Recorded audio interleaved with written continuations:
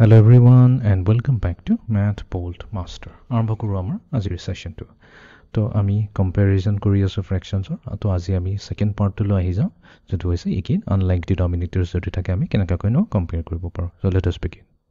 তো এই প্ৰবলেমটোত আমাক দিছে দুটা ফ্ৰেকশন 21/28 আৰু আনটো হৈছে 6/9 বা 6 নাইনথ। আমাক কৈছে যে use greater than less than or equals to symbol. তো তিনিটা হ'ব পাৰে, আইদাৰ গ্ৰেটাৰ দেন হ'ব পাৰে, এইটো লেছ দেন হ'ব পাৰে, বা গ্ৰেটাৰ দেন হ'ব পাৰে, বা ইকুৱেল হ'ব পাৰে। এই তিনিটাৰ ভিতৰত কোনোবা এটা হয় এইটো ইউজ কৰি পেলাই আমি কম্পেয়াৰ কৰিব লাগিব এই দুটা ফ্ৰেকশনক। ঠিক আছে, আৰম্ভ কৰোঁ। Use less than, greater than, or equal to compare the two fractions 21/28 or 21/28 and 6/9 or 6/9. So there's a bunch of ways to do this. The easiest way is if they had the same denominator, you could just compare the numerators. Unlucky for us, we do not have the same denominator. কম্পেৰিজনো কৰিবৰ কাৰণে সবতকৈ fastest টেকনিকটো হৈছে যদি denominator same to same থাকে। যেনেকা ইয়াতে 28 আছে, ইয়াতে 9 আছে, আমাৰ তাত এইটো প্ৰব্লেম হৈ যাব বিকজ ইয়াতে ডিনমিনেটৰ সেম নাই। যদি ডিনমিনেটৰ সেম থাকিলেহেঁতেন তেনেহ'লে আমি ইজিলি নিউমাৰেটৰটো চাই পেলাই ক'ব পাৰিলোহেঁতেন যে দুইটা ইকুৱেল হয় নে, ডাঙৰ হয় নে, সৰু হয়। ঠিক আছে, নাও এতিয়া আমাৰ প্ৰব্লেমটো কি হৈছে, এই ডিনমিনেটৰ যিহেতু ডিফাৰেণ্ট 28 আৰু 9, আমাৰ কাম হ'ব ইহঁত দুটাক সেম কৰিবলৈ কাৰণে। So what we could do is we can find a common denominator for both of them and convert both of these fractions to have the same denominator and then compare the numerators. Or, even more simply, we could simplify them first and then try to do it. So let me do that last one because I have a feeling that'll be the fastest way to do it. তো আমি 28 আৰু 9 এই দুটা ডিনমিনেটৰক same to same কৰিব পাৰোঁ। বাট আমি সেইটো নকৰি পেলাই এটা বেলেগ টেকনিক এটা ইউজ কৰিম। ইয়াতে আমি কি কৰিম, চিম্প্লিফাইড ফৰ্মত লিখিম, চিম্পল ফৰ্মত লিখিম। তাৰমানে ফ্ৰেকশ্যনত ইয়াতে দেখাই গৈছে 21 আৰু 28ৰ মাজত এটা কমন ফেক্টৰ আছে, 6 আৰু 9ৰ মাজতো কমন ফেক্টৰ আছে। তো আমি সেই কমন ফেক্টৰবোৰ গুচাই পেলাই কি কৰিম, একদম চিম্পল ফৰ্মত লিখিম, আৰু যোনটো ফাইনেল ফৰ্ম আহিব সেই দুটা ফাইনেল ফৰ্মক আমি কম্পেয়াৰ কৰিম, আৰু সেইটো একচুৱেলি বেছি ইজি হ'ব। So 21/28, you can see that they are both divisible by 7. So let's divide both the numerator and the denominator by 7. So we could divide. তো আমি প্ৰথমতে ল'ম 21/28। এতিয়া এটা বস্তু আমি কি কৰিম, চিম্প্লিফাইড ফৰ্ম কৰিবলৈ কাৰণে আমি কি কৰিব লাগিব, ফেক্টৰছখিনি গুচাব লাগিব। এটা বস্তু চালেই হ'ল, 21 আৰু 28ৰে দুটাৰে কমন ফেক্টৰ কি আছে, 7 আছে। তাৰমানে কি, 7ৰ টেবুলত 21 আছে আৰু 7ৰ টেবুলত 28 আছে। তো তাৰমানে আমি ইয়াতে কি কৰিম, এই 21ক 7ৰে ডিভাইড কৰি দিম। ঠিক তেনেকুৱাই যদি নিউমাৰেটৰত কৰিছোঁ ডিনমিনেটৰটো কৰিবই লাগিব, এটা কৰি পেলাই এটাক নকৰিলেতো নহ'ব। তো 28কো যদি আমি 7ৰে ডিভাইড কৰি দিওঁ তেনেহ'লে আমি যোনটো নতুন পাম, চাওঁ কিনো পাম। চ' 21 ডিভাইডেড বাই 7 হৈ গ'ল আমাৰ 3, আৰু 28 ডিভাইডেড বাই 7 হৈ গ'ল আমাৰ 4। অবভিয়াছলি 3 আৰু 4ৰ পিছতো আৰু বেলেগ নাহে বিকজ সিহঁতৰ মাজত কমন ফেক্টৰ অনলি 1 আছে। তো সেইকাৰণে আমি 21/28ৰ চিম্প্লিফাইড ফৰ্মটো তেতিয়া আমি ইয়াতে লিখি ল'ম। তো এইটো হৈ গৈছে আমাৰ 3/4। এইটো ইয়াৰে চিম্প্লিফাইড ফৰ্ম হয়, চেম টু চেম হয়, equivalent fraction. By 21 by 7, and we can divide. So let me make the numerator, and we can divide the denominator by 7. We're doing the same thing to the numerator and the denominator, so we're not going to change the value of the fraction. So 21 divided by 7 is 3, and 28 divided by 7 is 4. So 21/28 is the exact same fraction as 3/4. 3/4 is a simplified version of it. Let's do the same thing for 6/9. 6 and 9 are both divisible by 3. So let's. ঠিক তেনেকৈ আমি next ফ্ৰেকশ্যনটো ল'ম, যোনটো হৈছে আমাৰ 6/9। এতিয়া 6/9ত দেখাই গৈছে 6 আৰু 9 দুটাই 3ৰে ডিভিজিবল হয়। তো আমি কি কৰিম, 6ক 3ৰে ডিভাইড কৰি দিম, আৰু ডিনমিনেটৰকো চেম 3ৰে ডিভাইড কৰি দিম। তো এতিয়া ডিভাইড কৰিলে আমাৰ নতুন ফ্ৰেকশ্যনটো কি আহিব, 6 ডিভাইডেড বাই 3 হৈ গ'ল 2, আৰু ইফালে 9 ডিভাইডেড বাই 3 হৈ গ'ল আমাৰ 3। তো তাৰমানে আমি কৈ আছোঁ যে আমাৰ 6/9টো এইবাৰ কি হৈ যাব, এইটো চেঞ্জ হৈ পেলাই হৈ গ'ল 2/3, কিন্তু হৈছে এটা চিম্প্লিফাইড ফৰ্ম। এইটো চিম্প্লিফাইড ফৰ্মতে আছে। তো এতিয়া আমি কি কৰিম, 3/4 আৰু 2/3 ইহঁত দুটা কম্পেয়াৰ কৰিম। ঠিক আছে, চেম। এতিয়া কি হৈছে, দুইটাৰে ডিনমিনেটৰ ডিফাৰেণ্ট হয়। এটাৰ হৈছে ডিনমিনেটৰ 4, আনটোৰ ডিনমিনেটৰ হৈছে 3। Let's divide them both by 3 so we can simplify this fraction. So let's divide both of them by 3. 6 divided by 3 is 2, and 9 divided by 3 is 3. So 21 over 28 is 3/4. They're the exact same fraction, just written in a different way. This is the more simplified version. And 6/9 is the exact same fraction as 2/3. So we really can compare 3/4 and 2/3. So this is really comparing 3/4 and 2/3. And the real benefit of doing this is now this is much easier to find a common denominator for than 28 and 9. Then we would have to multiply big numbers. Here we can do fairly small numbers.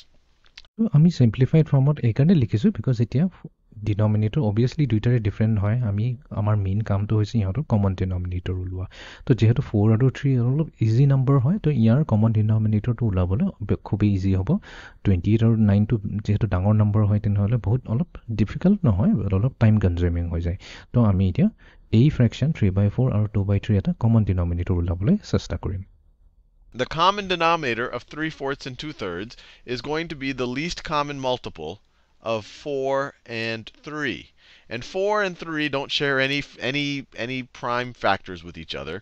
So their least common multiple is really just going to be the product of the two. So we can write 3/4 as something over 12, and we can write 2/3 as something over 12. And I got the 12. তো এতিয়া আমি কি কৰিব লাগিব common denominator ওলাব লাগিব common denominator ওলাবৰ কাৰণে আমি কি কৰিম প্ৰথমতে আমি 4টো লওঁ ঠিক আছে তো 4ৰ মাল্টিপল টেবলছখিনি কি হৈ গ'ল 4 আছে 4 2 is 8 4 3 is 12 4 4 is 16 এইখিনি গৈ থাকিব নেক্সট 3 টেবলটো যদি চাওঁ 3 টেবলত আছে 3 1 is 3 3 2 is 6 3 3 is 9 3 4 is 12 3 5 is 15 এনেকৈ গৈ থাকিব এতিয়া ইহঁতৰ মাজত এটা কমন সবতকৈ কমন মাল্টিপলটো কোনটো আছে এতিয়া আমি যদি চাওঁ কমন মাল্টিপল 12 আছে ঠিক তেনেকৈ ইয়াতে আৰু আগত গৈ পেলাই আৰু কেইটামান কমন মাল্টিপল পাম বাট এইটো হৈছে সবতকৈ স্মলেষ্ট সবতকৈ সৰু কমন মাল্টিপলটো হৈছে 12 তো তাৰ মানে ইয়াৰ পৰা আমি এটা হিণ্ট পাই যাওঁ যে 4 আৰু 3 ৰ কমন ডিনমিনেটৰটো কি হ'ব 12 হৈ যাব বিকজ 12ক 4এও ডিভাইড কৰে 3এও ডিভাইড কৰে তো এতিয়া আমাৰ কাম হৈছে 3/4 ৰ ডিনমিনেটৰটো 12 কৰিবৰ কাৰণে সেইটো কেনেকৈ কৰিম তো আমি জানো কাম হৈছে ডিনমিনেটৰ 4টোক 12 বনাব লাগে সিমিলাৰলি এই ডিনমিনেটৰ 3 কো বনাব লাগে 12 প্ৰথমতে 3/4 লৈ যাওঁ আমি জানো যে 4 ৰ লগত যদি আমি 3 মাল্টিপ্লাই কৰি দিওঁ 4 ৰ লগত যদি আমি এফালে 3 মাল্টিপ্লাই কৰি দিওঁ তেতিয়া আমি কি পাই যাওঁ 12 পাই যাওঁ 4 মাল্টিপ্লাই টু 3 ঠিক তেনেকৈ যদি ডিনমিনেটৰত কৰিছোঁ নিউমাৰেটৰটো কৰিব লাগিব তো নিউমাৰেটৰত আমি কি কৰিব লাগিব 3 কো মাল্টিপ্লাই কৰিব লাগিব 3 লগতে তো 3 টাইমছ 3 আমি পাই যাম 9 তো তাৰ মানে আমি পাই গ'লো 9/12 নেক্সট আছে আমাৰ 2/3 আমিতো ইয়াতে কৰিয়ে থৈছোঁ 3 লগত আমি কাক মাল্টিপ্লাই কৰিম such that 12 আহি যায় সেইটো হৈছে 4 so 3 মাল্টিপ্লাই টু 4 হৈ গ'ল আমাৰ 12 তাৰ মানে এই 4টো লগতে আমি নিউমাৰেটৰটোকো মাল্টিপ্লাই কৰিব লাগিব so তাৰ মানে 2 আমি মাল্টিপ্লাই কৰিব লাগিব 4 ৰ লগত তো তাৰ মানে আমাৰ যোনটো নিউমাৰেটৰ হৈ যাব সেইটো হৈ গ'ল আমাৰ 8 হৈ যাব এতিয়া তো এতিয়া আমি কম্পেয়াৰ কাক কৰি আছোঁ আমি কম্পেয়াৰ কৰি আছোঁ 9/12ক কম্পেয়াৰ কৰি আছোঁ 8/12ৰ লগত ঠিক আছে এতিয়া দুইটাৰ ডিনমিনেটৰ আমি সেম টু সেম কৰি দিলোঁ এতিয়াতো আমি ইজিলি কম্পেয়াৰ কৰিব পাৰিম নিউমাৰেটৰ তো নিউমাৰেটৰ কোনটো ডাঙৰ হয় 9 ডাঙৰ হয় নে 8 ডাঙৰ হয় ডেফিনেটলি 9 ডাঙৰ হয় 8তকৈ তো তাৰ মানে আমি ক'ব পাৰিম যে 9/12 8/12তকৈ ডাঙৰ হয় তো এইটো যদি ডাঙৰ হয় তাৰ মানে আমি এইটো ক'ব পাৰিম যে 3/4 একচুৱেলি 2/3তকৈ ডাঙৰ হয় আৰু 3/4 যদি 2/3তকৈ ডাঙৰ 3/4 আৰু 21/28 একেই কথা তো তাৰ মানে আমাৰ একচুৱেল অৰিজিনেল ফ্ৰেকশ্যনটো 21/28 যোনটো হয় এইটো 6/9তকৈ ডাঙৰ হৈয়ে হয় তো এইটোৱে আমি এনেকাকৈ সলভ কৰিব পাৰোঁ 12 by multiplying 3 times 4. They have no common factors. Another way you could think about it is 4, if you do a prime factorization, is 2 times 2. And 3, it's already a prime number, so you can't prime factorize it anymore. So what you want to do is think of a number that has all of the prime factors of 4 and 3. So it needs 1, 2, another 2, and a 3. Well, 2 times 2 times 3 is 12. Either way you think about it, that's how you would get the least common multiple, or the common denominator for 4 and 3. Well, to get from 4 to 12, you've got to multiply by 3. So we're multiplying the denominator by 3 to get to 12. So we also have to multiply the numerator by 3. So 3 times 3 is 9. Over here, to get from 3 to 12, we have to multiply the denominator by 4. So we also have to multiply the numerator by 4. So we get 8. And so now when we compare the fractions, it's pretty straightforward.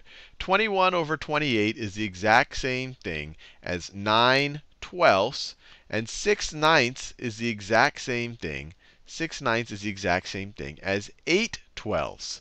So which of these is a greater quantity? Well, clearly we have the same denominator right now. We have 9/12 is clearly greater than 8/12. So 9/12 is clearly greater than 8/12. Or if you go back and you realize that 9/12 is the exact same thing as 21/28, we could say 21/28 is definitely greater than, and 8/12 is the same thing as 6/9 is definitely greater than 6/9. And এইটো টেকনিকটো বুজিয়ে পাইছা, বাট ইয়াতে এটা বহুত important বস্তু note কৰিব লাগিব। 21/28ক আমি চিম্প্লিফাই কৰি পেলাই 3/4 লিখিছোঁ। তো সদায় যেতিয়া চিম্প্লিফাইড ফৰ্মটো হয়, য'ত 21/28 হয়, তাৰ এক্সেক্টলি তলতে লিখিব লাগিব। এনেকুৱা নহয় কি 3/4টো আমি এইখিনি লিখি দিলোঁ, 6/9ৰ চিম্প্লিফাইড ফৰ্মটো হৈছে 2/3, এইটো এইফালে ইয়াৰ জেগাত লিখি দিলোঁ। এনেকুৱা নহয়, সদায় নিজৰ তলে তলে এনেকৈ লিখি আহিলে হ'ল। নেক্সট আমি 3/4ক কি কৰিলোঁ?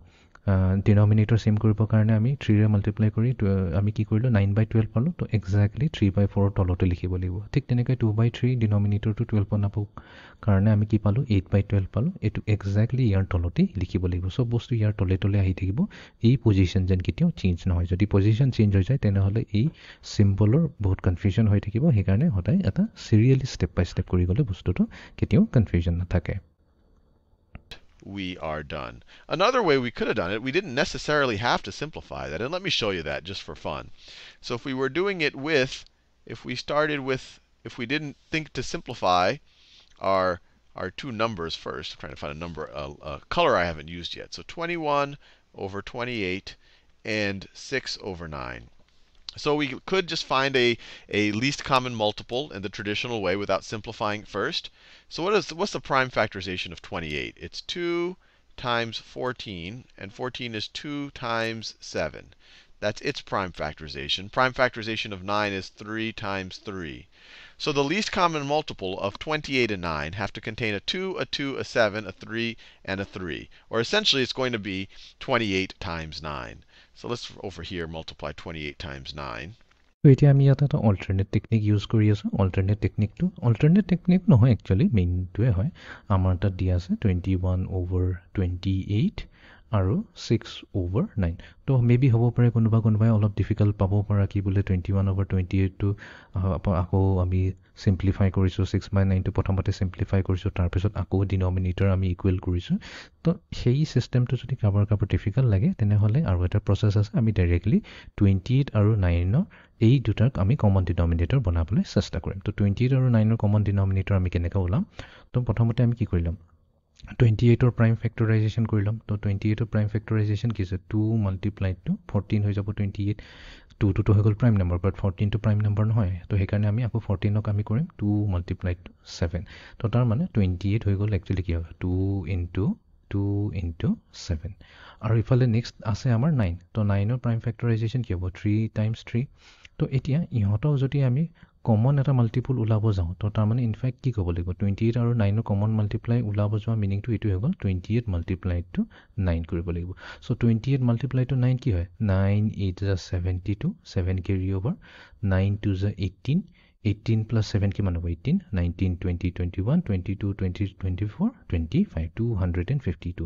তো তাৰমানে 28 আৰু 9ক মাল্টিপ্লাই কৰিলে 252 পাম। ইন আদাৰ ৱৰ্ডছ আমি এইটোৱে কৈছোঁ যে 252 হৈছে 28ৰ মাল্টিপল আৰু 252 হৈছে অলছ' 9ৰ মাল্টিপল।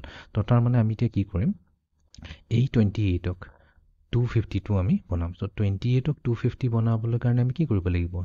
ডিনমিনেটৰক আমি 9ৰে মাল্টিপ্লাই কৰিব লাগিব। 28 × 9, তেতিয়া আমি পাম 252। এতিয়া যদি ডিনমিনেটৰ 9ৰে মাল্টিপ্লাই কৰিছোঁ, তেনেহ'লে ডেফিনেটলি নিউমাৰেটৰকো কৰিব লাগিব। চ' 21 × 9 কৰিব লাগিব। চ' 21 × 9 কিমান হয়? তো 9 1 = 9, 9 2 = 18, 189 আহি গ'ল। ঠিক আছে। নেক্সট এইবাৰ আমি কি কৰিব লাগিব? এই 9 ডিনমিনেটৰটো 252 বনাব লাগিব। তো তাৰমানে আমি কি কৰিম? আমি চিম্পলি 9ক যদি 28ৰে মাল্টিপ্লাই কৰি দিওঁ, ইনটু 28 কৰি দিওঁ, তেনেহ'লে 252 পাই যাওঁ। তো তাৰমানে এতিয়া নিউমাৰেটৰকো আমি কি কৰিব লাগিব? 28ৰ লগত মাল্টিপ্লাই কৰিব লাগিব। তো 6 × 28 বা 28 × 6 কিমান হয়? 6 8 = 48 হৈ গ'ল, কেৰি অভাৰ 4। 6 2 = 12, 12 + 4 হৈ গ'ল আমাৰ 16, তাৰমানে 168 হৈ গ'ল। এতিয়া কোনটো ডাঙৰ হয় এতিয়া যেহেতু দুইটাৰে ডিনমিনেটৰ সেম টু সেম আছে আমি নিউমাৰেটৰটো কম্পেয়াৰ কৰিলে হয় তো 189 ডাঙৰ হয় নে 168 ডাঙৰ হয় অবভিয়াসলি 189 ডাঙৰ হয় তো তাৰ মানে আমি কম যে 189 over 252 is greater than 168 over 252 আৰু আমি কি কৰিছো এক্স্যাক্টলি ইটো তলতে লিখিছো তো তাৰ মানে কি হ'ল 21 over 28 greater than 6 over 9 তো ইয়াতে দেখাই পাইছো ইয়াতে একচুয়ালি ক্যালকুলেশন বেছি আছে জুখতকৈ বেছি ক্যালকুলেশন আছে সেই কাৰণে আমি প্ৰিভিয়াস স্টেপটোত কৰিছিলো যত আমি প্ৰথমতে সিম্পলিফাই কৰি লৈছো তাৰ পিছত আমি তাৰ ডিনমিনেটৰ সেম কৰিবলৈ চেষ্টা কৰিলো 28 times 9. There's a couple of ways you could do it. You could multiply it in your head 28 times 10, which would be 280, and then subtract 28 from that, which would be like, what, 252? Or we could just multiply it out if that confuses you. So let's just do the second way. 9 times 8 is 72. 9 times 2 is 18. 18 plus 7 is 25. So we get 252.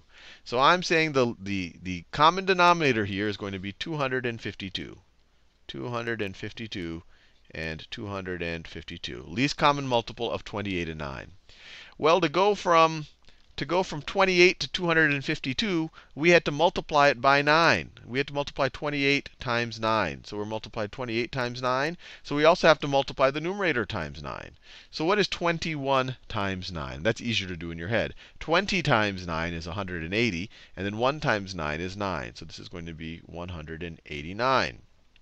To go from 9 to 252, we had to multiply by 28. So we also have to multiply the numerator by 28 if we don't want to change the value of the fraction. So 6 times 28, 6 times 20 is 120. 6 times 8 is 48, so we get 168. Let me write that out just to make sure I didn't make a mistake. So 28 times 6 is 8 times 6. 8 times 6 is 48. 48. 2 times 6 is 12, plus 4 is 16. So right, 168. So now we have a common denominator here.